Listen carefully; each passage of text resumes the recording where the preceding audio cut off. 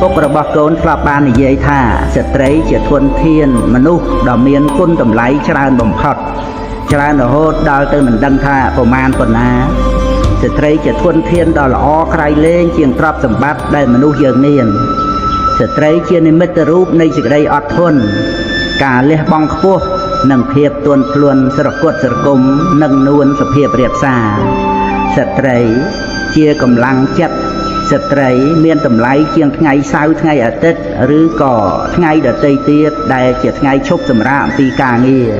ស្ត្រី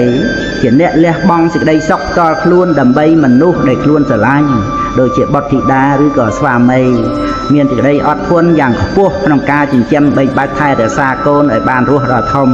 មានការគ្រប់គ្រងទៅលើការបរិភោគការសម្រាកការសិក្សារៀនសូត្រជាដើមរបស់កូនមានការទទួលខុសត្រូវក្នុងរឿងគ្រួសារសពគ្រប់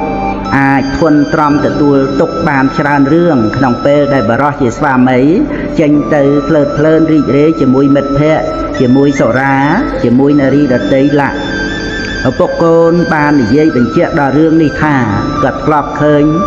មេសនៈនិងមេឆ្មាអត់ធន់ចិញ្ចឹមកូនយ៉ាងគួរឲ្យអាណិត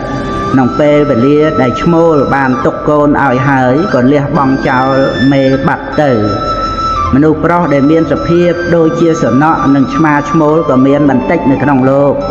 ប៉ុន្តែដែលឪពុកកូនបានពោលមកនេះមិនមែនបានសេចក្តីថាស្ត្រីសុទ្ធតែល្អក្រៃលែងទៅទាំងអស់គ្រប់គ្នានោះទេ